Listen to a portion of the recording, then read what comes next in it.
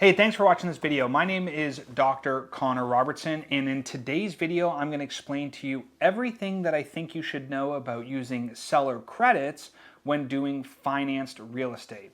So one of the things that's interesting about real estate as a whole is when you buy with loans, there's this ability to change the way that you actually structure a loan. So let's say you buy $1 million property, you put down 20%, and the other 80% is financed.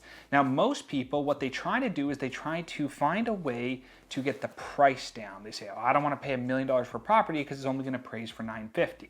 That's a great strategy. I think that's important. I think overpaying for properties is a bad idea unless you have some very creative terms. But here's what you can do. What you can do is you can get that price reduction potentially from $1 million down to $950, say $50,000. But at the same time, the other thing that you can do is you can ask for a seller credit.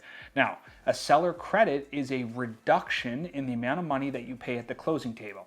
So let's say you're 20% down on $1 million house, and let's say you don't get that 50K drop. So you're just at $1 million. There's closing costs, there's transfer taxes, there's all these other things that you have to pay for, including title and all these other expenses that you have to pay the day you close. Now, if you were to get a price reduction by 25K, you go from $1 million down to $975. If you are to get a credit, a seller credit, you can reduce your cash to close from $200,000 down to $175,000.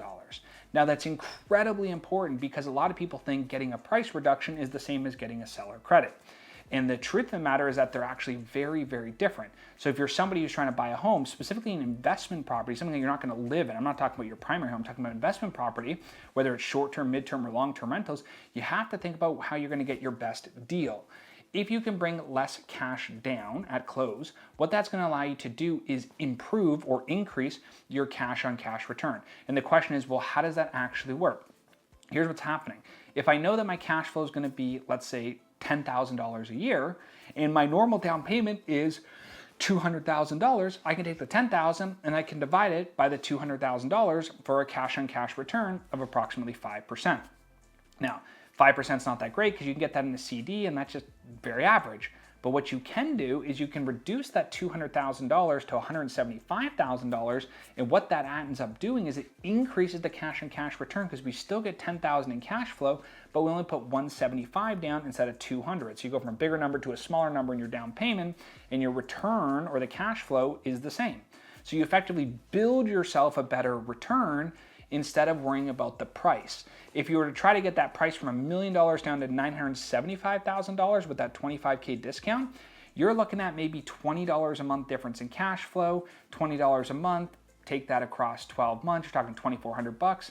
You know, it's only $2,400 a year versus $25,000 today. It would take you 10 years of saving $2,400 to get the same value. And remember that money is deflationary. It goes down in value over time as they print more money and stuff gets more expensive. So saving $25,000 in today's dollars is significantly more valuable than saving $20 a month or even $200 a month over many, many, many months. The problem that people have is they can't wrap their head around this concept of a seller credit, and so they just opt for the price reduction. So the next time you go to buy a piece of real estate, I think what you should do is you should consider all of your options: seller finance, subject to financing, assuming mortgages, other types of creative strategies. But if you're stuck with only a bank loan, that's your only option on a bank loan, what you can do is you can go in there and instead of getting a price reduction, you can get a credit reduction. Now, the last thing I'll leave you with is remember that appraisals matter, and if you can take a property, get a seller credit instead of that price reduction, and it appraises short, you can probably get both. You have the seller credit locked in, and you can reduce the price because the appraisal is not there to support it. If you want to learn more about this, you can check out my blog at drconnorrobertson.com. And as always, thanks so much for watching.